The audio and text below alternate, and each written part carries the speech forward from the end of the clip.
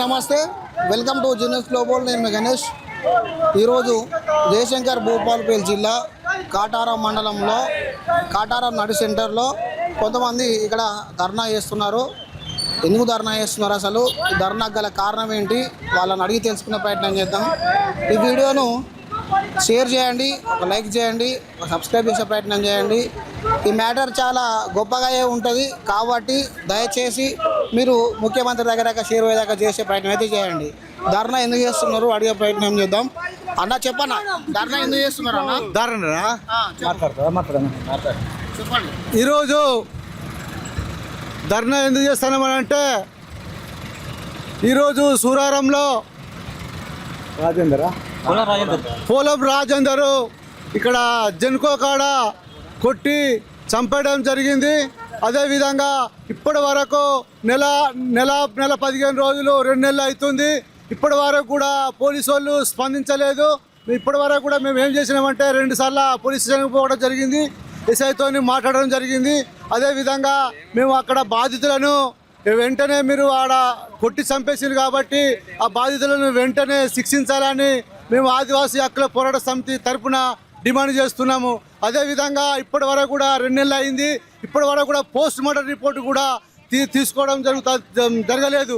అదేవిధంగా ఆ ద్రోషులని శిక్షించాలి, ఖండించాలి. ఇప్పటి వరకు కూడా పోలీసులు ఏం స్పందన లేదు కాబట్టి మేము కూడా 2 సార్లు 3 సార్లు ఎస్ఐ గారి దగ్గరికి పోయినాం కాబట్టి ఇప్పటి వరకు కూడా ఎస్ఐ గారు మాకు స్పందన లేకుండా చేసింది కాబట్టి మా సూరారము రాజేందర్కు మాకు అన్యాయం జరిగింది కాబట్టి మాకు న్యాయం చేయాలని మేము ఆదివాసీ హక్కుల పోరాట సమితి నుండి మేము డిమాండ్ చేస్తున్నాం.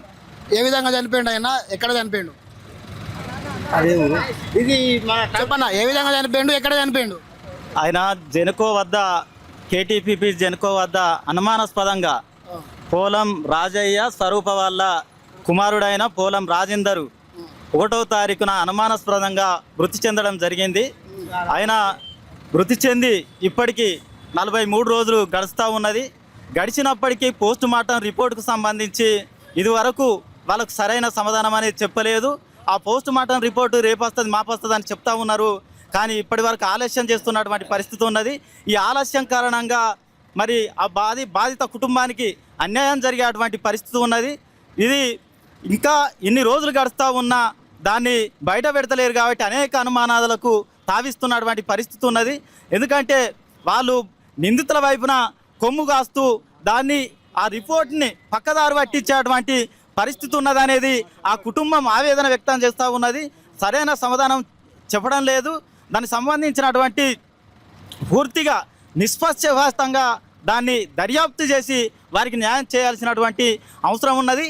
లేని ఎడల మేము ఈ పోరాటాన్ని ఇంకా ఉధృతంగా కొనసాగిస్తాం. పై స్థాయి అధికారుల దృష్టికి తీసుకుపోవడానికి సిద్ధంగా ఉన్నాం.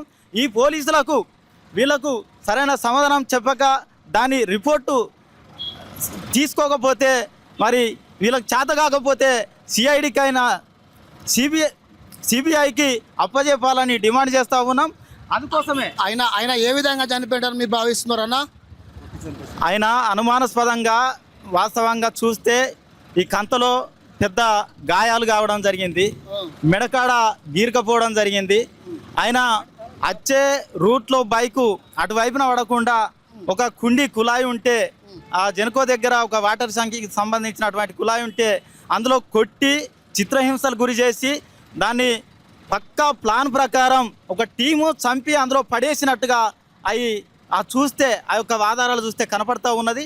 కానీ పోలీసులు మా బాధిత కుటుంబం కావచ్చు వాళ్ళ తరఫున నాయకులు పోయి కలిసినప్పుడు ఆయన తాగి చనిపోయిండని చాలా నిర్లజ్జంగా మాట్లాడుతున్నటువంటి పరిస్థితి పోలీసుల వైఖరి కనిపిస్తూ ఉన్నది. ప్రధానంగా ఇప్పుడు ఆయన దాన్ని మర్డర్ అనుకుంటున్నారా లేదంటే అనుమానాస్పద మృతి అనుకుంటున్నారా?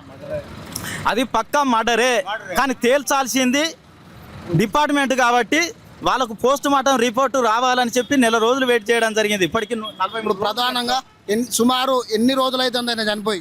43 రోజులు ఈ రోజు గడుస్తూ ఉన్నది. 43 అంటే 1వ తారీఖు చనిపోవడం జరిగింది. ఈ రోజు ఏప్రిల్ 13వ తారీఖు, అంటే 43 రోజులు. పోలీస్ శాఖ ఏమంటున్నది దాని మీద? కేసు పెడితే కానీ దాని దర్యాప్తు విషయంలో కానీ ఏం చేస్తున్నది పోలీస్ శాఖ? మీకు ఏం చెప్తున్నది? మేము పిలిచి అందరినీ మాట్లాడుతూ ఉన్నాం, వాస్తవాలు బయటికి తీసే ప్రయత్నం చేస్తూ ఉన్నాం. కానీ సరైన పొంతలు లేనటువంటి సమాధానం చెప్తా ఉన్నారు.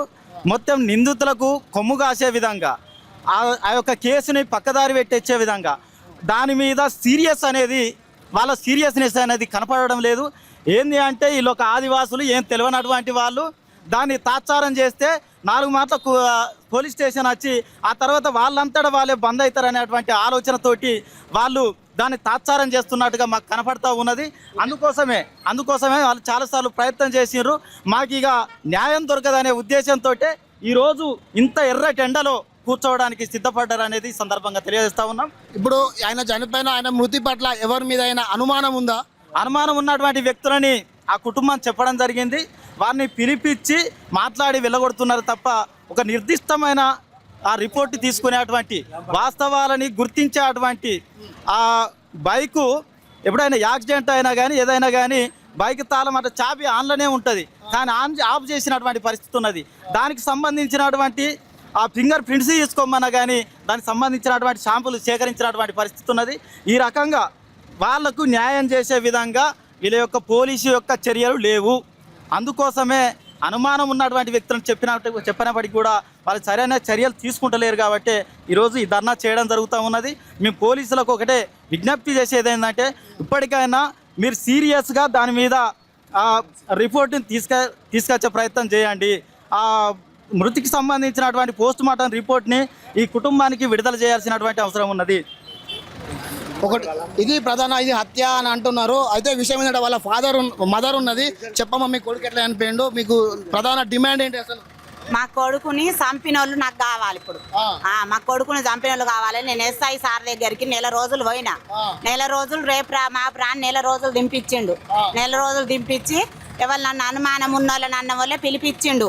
పిలిపించి వాళ్ళు కాదంటాడు, ఇంకోళ్ళు పిలిపించి ఇంకోళ్ళు అంటాడు. సార్ ఏమంటాడు అంటే ఎస్ఐ సారు తాగి పడవచ్చమ్మా అని ఓసారి అంటాడు, లారీ గుద్దింది కావచ్చమ్మా అని ఓసారి అంటాడు, ఓసారి నా కొడుకు మొత్తమే తాగిండు అంటాడు, అందులో పంప్ హౌస్లో గుచ్చి చచ్చిపోయిండు కావచ్చు అని ఎస్ఐ సార్ నాకు ఇట్లాంటి సమాధానం చెప్తాడు పోయినప్పుడల్లా. ఇప్పుడు కేసు పెట్టిండా మరి ఎస్ఐ?